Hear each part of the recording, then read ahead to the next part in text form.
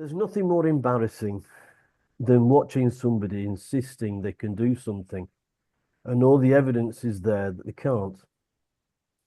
It makes them look delusional. Of course, unless they pull a rabbit out from the hat and new evidence comes to light about their claim. In this story, there is no rabbit, nor a hat. There isn't even a magician. We've spoken on our podcasts in the past about the lack of soldiers in the UK. Troop numbers are around the 70,000 mark, which seem like a lot, but when you're trying to punch above your weight, it isn't a lot really. We've spoken about the Navy being a fraction of what it was, with ships being kept in harbour because there just aren't enough sailors to man them. Even the US government is thinking about selling off a ship or two to Australia so to make ends meet in the Navy. Also, we mentioned about the diminished stockpiles of weapons, so low there would only be enough to last about a month on the battlefield. So now let's focus on the Air Force. All is not well at Biggin Hill because the Air Force implemented its DAI scheme. Numbers have plummeted when it comes to pilots. When you join the Air Force to become a fighter pilot, it isn't a done thing. There's a lengthy training period, and not everybody makes it through. Which is why you need a large number of recruits to narrow it down to a healthy number of pilots.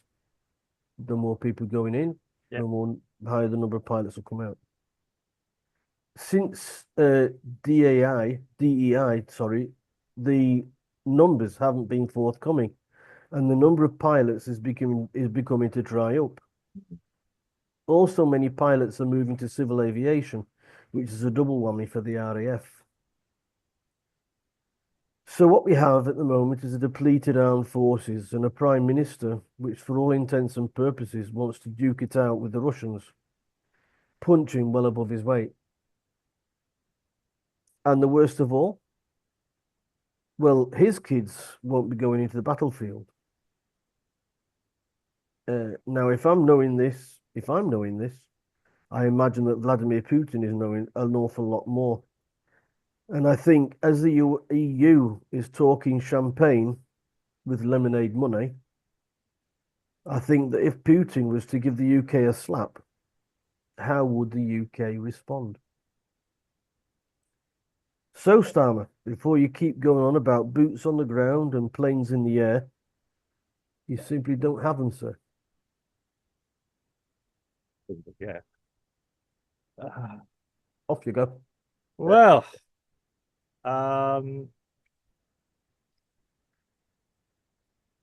okay.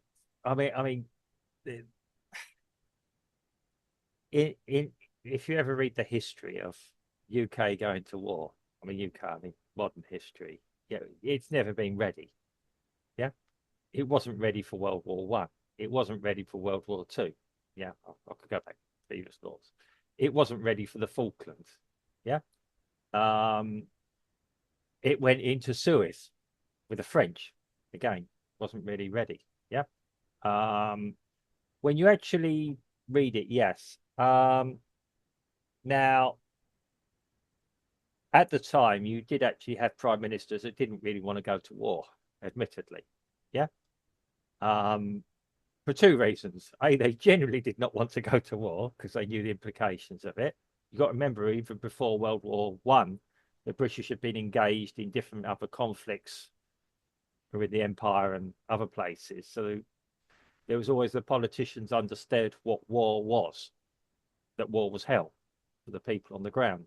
They had, and this was a time where the gentry did actually have their children, their sons, on the battlefront. Yeah, despite what you may hear about the two-class system, yeah, there was some very, very brave, wealthy men or wealthy young men at the front. Yeah, it was seen as a good career move. It's not always competent, admittedly, but hey, that's yeah. So there was always an understanding what war was, a reluctance to actually engage in it. Now, Starmer to me, um, he's the first time I can never think of anything positive to say about a man. Yeah, I struggle to think of anything positive, and in this case, even less so. For some reason, he is a driving force of wanting a major conflict with Russia. Yeah, I mean, and it's not even about content. Yeah, it's not even about containment. He generally wants to go into some sort of weird boots on the ground, point rifles, and have a fight with Russia. Um, okay, Russia is still not a direct threat to the UK. Yeah, that is not to um, yeah, demean anything that the Ukrainians are going through. But it's there's been close on a few occasions, or more than one occasion I know of. They've been very close to actually having a peace settlement. The Russians and the Ukrainians have almost managed to get a peace settlement, and a couple of times have been told by other parties, Boris Johnson. yeah, other parties, uh, whatever the motivation, these people's motivations were, not to do it. Yeah, we've Mm. got your back. Well, we don't have the back. 3 years on, probably thousands, if not millions of lives of Ukrainians and Russians. Let's just remember that, yeah, these are still all people, doesn't matter what side they're on, um, are dying, and our politicians are saber rattling. And with sabers, they actually haven't got, but it would appear. That's right. That's what I'm saying. Yeah, they're holding up. Yeah, I'm holding up a more effective tool than they seem to have. Yeah. Starmer, you need more than a rolled up newspaper to fight off the Russians. Well, yeah. I mean, this was it. I mean, it war takes a lot of resources, let alone lives, resources, everything else. As you said, I mean, in a stand-up fight with someone, we've only got a month's supply. I know we don't know what the Russians have got. They're still effectively involved in a skirmish. Yeah. I'm not ain't not decrying what's going on in there. It's still a skirmish. Russia could have probably taken Ukraine by now if they actually put some effort into it and decided to do it. Did a Yep. blitzkrieg or something. Yeah, Yep. I'm using Yep. the term blitzkrieg. Yeah. For me, the Russians have been quite disappointed. If I was to look at it with even read about history, the Russians have been quite disappointing in this war. Now they've got their act together. Yeah. The time to take the Russians would have been in the first few days of the war when they had their logistics weren't sorted out. They were doing the Russian thing of being totally disorganized. Um, Probably equally so, the Ukrainians were probably as equally disorganized in their own country. So, um, so yeah, the Russians have been a bit of a disappointment from a military point of view. If you actually, I think history will say that they could have taken at least the Donbass and Crimea. They'd have probably been more than skirmishly occupying it now. It would have been Russian territory, without question. Um, it's a I I don't know what it is, and the trouble is, if I say that, well, it does appear Starmer's on his own. In all honesty, because um, the amount of European leaders who are actually in touch with reality, it says we're there with you in spirit, but certainly not body or our Yep. bodies. Yeah. Hmm. Um, I Macron has made some noises, Oh yeah, the French. I mean, but they're French, so they yeah. don't really count. Well, again, I mean, I've been reading some history, and I will say this: that whatever we might say about the problem the French military have is they're actually quite good. And you talk to anyone about this. Think about forget the right flag. There's always been reasons why that's happened. Yeah, the Frenchmen, the French soldiers, and the French military are actually very brave people. Yeah. They're just they suffer probably like the British do now. of having some very incompetent politicians whom they don't trust. Mm. Yeah, that's always been the French problem. Um, the French at the moment need another Charles de Gaulle sitting where Macron is, who understands military tactics. Charles de Gaulle, leading up to World War II, was actually advocating for a much stronger French military, and he was being decried all the time. Yeah, before Hitler invaded, he had the whole idea, a force that could have done it. You read what he was planning, the battalions and everything else. It's quite incredible, and he knew it was possible.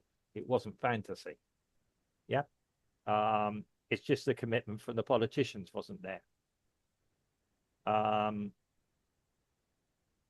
Yeah, over the past 80 years across Europe, we've had this reliance that America will be there.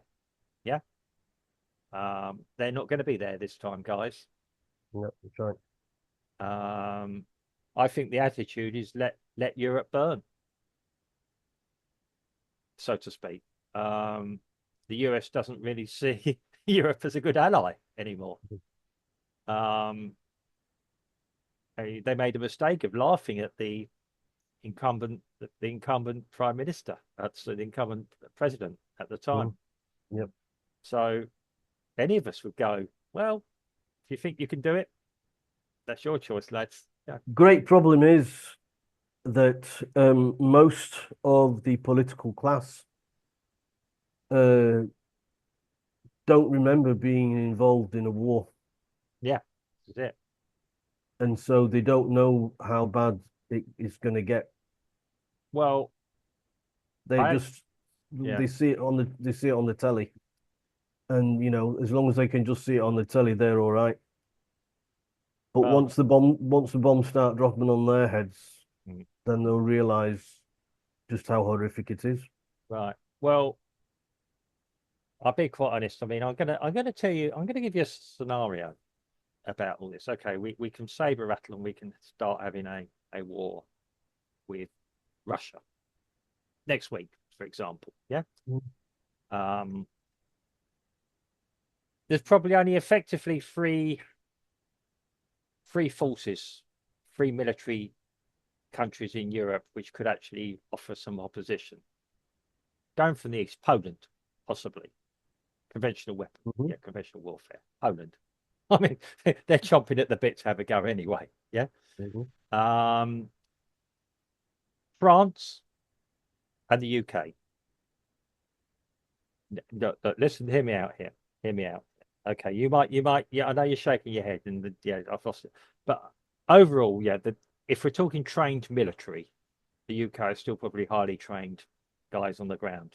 Yeah, the boys and the girls of the British military are still highly trained and capable. Yeah.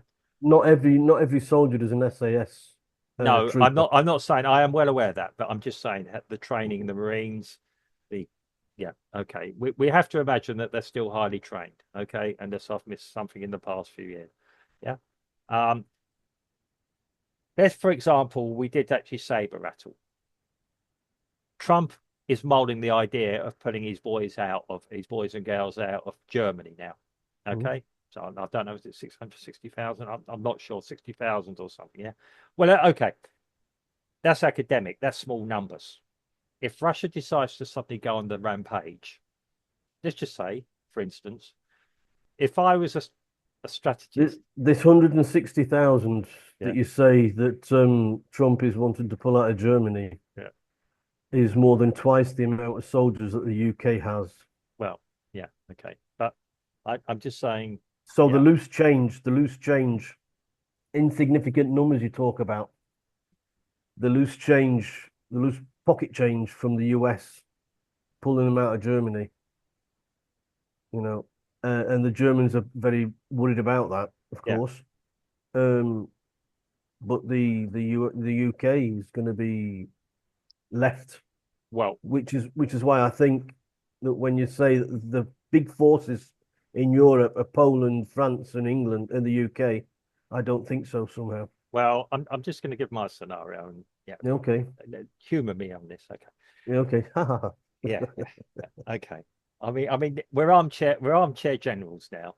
But Yeah. it's our Okay. podcast. We can be armchair generals, providing this is understood. Neither of us are military people. Steve has had his. Mhm. Yeah, Steve probably knows more about. Well, come from military background. Well, come from military parents. I don't. But um, if we're actually to look at this now, if Putin suddenly decide to go on the rampage, yeah, he could. Yeah, Ukraine's ready to fold. Yeah, so that would be the route into Europe. Yeah, he'd have Belarus with him as well. Yeah. There could be other countries as well might pick up. Okay, Poland could be opposition. They're to the north. If I was a strategist, I wouldn't ignore Poland, but I certainly wouldn't engage them at this stage of the war. Yeah, I'd ignore them. Yeah, I'd have a backward defence behind me, so when I pass them into the side to the north, yeah, that they weren't going to suddenly cause me a few problems in the background. Yeah, but I wouldn't upfront engage them. They would have to come to me. Yeah. Um, and then I'd make sure that they couldn't actually disrupt my logistics line from the mother country. Yeah, it's okay. Germany would fold. Yeah, let's face it. Most other countries in Europe, even the Belgians and others, wouldn't necessarily present much of a problem. Yeah, you could possibly get to France now, and this is where I'm going to get controversial. And I was reading some history the other day, and I did actually figure this strategy out. That's why I'm ready to go with it. And I didn't know Steve was going to be talking about this. Yeah. Um, this is based on what I know and don't know, but yeah. Now it's possible that a combined French and British force on the border of France could contain the Russians. Yeah. On the proviso that by this point, the French military have overthrown their government and put in a very military friendly administration in place with practicalities. Yeah. Okay. Controversial. Supported by the British administration. Yeah. This is fanciful thinking, I know, but I know what you're. Very, and I explain it to you for why when you finish. Yeah. Yeah. Okay. I know about democracy and everything else. Yeah. No, no, no, no. But Keep yeah. going. But yeah. It is possible that a threat. I mean, I'm a bit more positive than you, admitted on this. Yeah, on the forces of strength. I actually have a lot more respect for the French armed forces than a lot of other people do. I know they can be tough buggers as well. If you were talking about forces that the British to engage across Western Europe, the French would be the one that would worry me the most. Yeah, and the Polish, obviously, but yeah, the French. But I think a French and UK properly run military force could probably contain, if not give the Russians a very, very hard time, a big headache. Yeah. Hmm. I think it would prevent them getting across France and into the UK. By this time, the rest of Europe is effectively gone, with the exception of the Polish. Mm-hmm. Yeah. Okay. This is how I see it.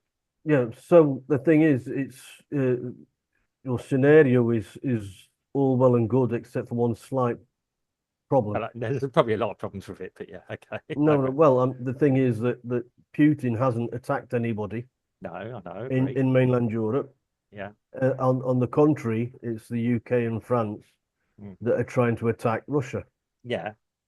So your scenario is based on Russia trying to send its troops all the way down through Europe, Well, and there's no, no evidence. There's no evidence for that. no, I'm not saying there is. All I've said is if you So, wanted to well, engage it, if you, what I'm trying to get at is that it's more likely that yeah. the Southern European, Mm. sorry, the Middle European Yeah. troops are going to go up north rather than the Northern troops coming down south Mm. to duke it out. And I Yeah. think, and also I think that you said that you have to have a strong leadership, which Mm. the UK doesn't have. No. And you need to have this sort of de Gaulle figure in France, which it doesn't have. Mm. So all I see is ineptitude and just people firing the mouth off. for no apparent reason, except for the fact that Zelensky and Starmer signed their famous 100 year, and I know what you think about that, Mm. right? But I mean, it might well be that Starmer doesn't want to stop the war because if Trump settles with Zelensky, then Starmer's going to end up with egg on his face, and he'll be the laughing stock of the international political class. Okay. Well, that's it. Political class. I mean, he's already there with with the hyperlie on the ground. But yeah. Yeah, he's Uh, almost there. He's almost there next to Biden, isn't he? well, Biden had an excuse. Yeah. Well, it doesn't matter. Yeah, I'm not taking anything away from Biden. It's got yeah, but you've got some competition now, son. Yeah. Yeah. Um okay, yeah, I mean, okay. It's all theoretical. I mean, yeah, okay. I was just amusing myself on a Sunday evening reading about war as one does. And yeah, I didn't know you were going to be talking about this. Yeah. I'd Mm. have had a, yeah, I'd have had a properly if I'd have guessed you would have been, I'd have had a properly calculated scenario. Yeah. Um but no, I mean it does worry me. But as I'm sort of saying, if you are going to saber rattle, and I mean, we're being sold partly, but we are being partly being sold all this. We've got to take action now on the threat that there is from Russia of coming into Europe. Yeah, sweeping across, and I can't What see ev it. Yeah, what evidence is there There is absolutely that, no evidence. Yeah, I agree. that But we're being sold this. Okay, forget. Yeah, I'm not going to show you the receipts because I haven't got any. But this yeah, is what we're yeah, being told. Russia is a mm, threat. Whom are they a threat to? I mean, okay, some Eastern European countries who are quite happily having to go at each other all the time anyway, politically, if not anything else. Well, since 8 years ago, yeah. the bogeyman for the Western world was Russia. Oh, so it's been before From that. from the from Trump getting elected first time round, all the way through during his first term, it was always the East.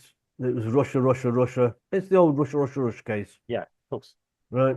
Even now these two ships that collided Mm.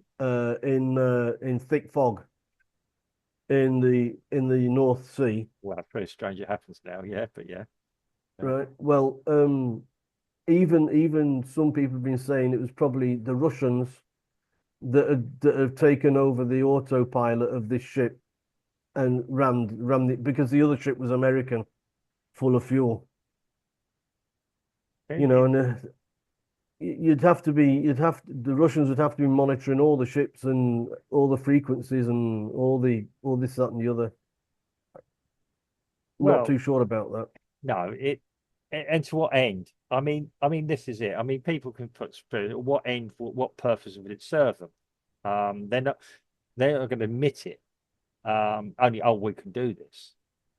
Are the Russians capable technically of doing it? Possibly. So is China, possibly even North Korea, for all I know. Mm. So is the UK. Yeah. Um, uh, so yeah, I mean, it is a again the scenario I just gave is the one that we're being threatened with, and it's totally ridiculous, and that's what I'm saying. It's bunkum. Yeah, I was having a bit of a laugh with myself about it. Yeah. But yes, we certainly need some more ruler. And I don't disagree that maybe, yeah, we've got to stand up, stand tall to Russia. Um, I don't disagree with that. But I think engagement with them is a much better way of doing it, non-military engagement, because you're not going to win it. Well, if Europe could get its act together and everything else, but it'd be devastating to Europe. It wouldn't be, there's not the wealth there. There's not the military thing. As you said, we'd be running out of weapons. This thing that we were supplying Ukraine to hold it all off, hold off Russian threat was never. I didn't buy that at all. Mm. And I think any thinking normal man will know that that is political rhetoric as opposed to any sort of military thing. Military people are saying it. It's complete nonsense. Yeah. If, as I said, Putin had his objectives in Russia. If you think it's right or wrong, he had these objectives. It wasn't to take the whole of Ukraine. People say, "Why do you attack Kiev?" Well, that's a logical thing. If you're trying to take another part of the country, you take the head out.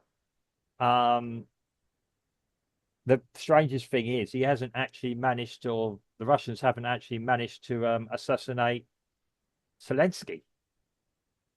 Zelensky's probably their biggest asset in some ways. Yeah, it's like, yeah, the Allies decided not to take out Hitler. Yeah, because Hitler was making all sorts of crazy stuff. Yeah. Europe is just preoccupied with it all. Starmer's trying to he was there in the front with his chest out, and yeah, most English people just saw him as a complete. He's trying to do one-upmanship with Grant Shapps. I don't give a toss. Yeah. Grant Shapps is a little dwarf from the Conservatives, and he was beating his chest like no man's business the other year. I mean, because this depletion of the armed forces didn't happen from yesterday to today. No, it's been happening for 80 years almost, probably, or 40 years, certainly. I mean, with the Falklands Wars, we were lucky to take the Falklands back with everything that was depleted then. There is an expression: in order to plan for peace, plan for war. Yeah, or keep peace, plan for war. The whole of Europe has gone off a war footing, understandably, then relying on the Americans. Which would suggest to me that nobody took the Russian threat seriously, ever, either. What was NATO? NATO has proved to be very ineffective. You can hear Putin falling off his chair laughing every time NATO gets mentioned to him.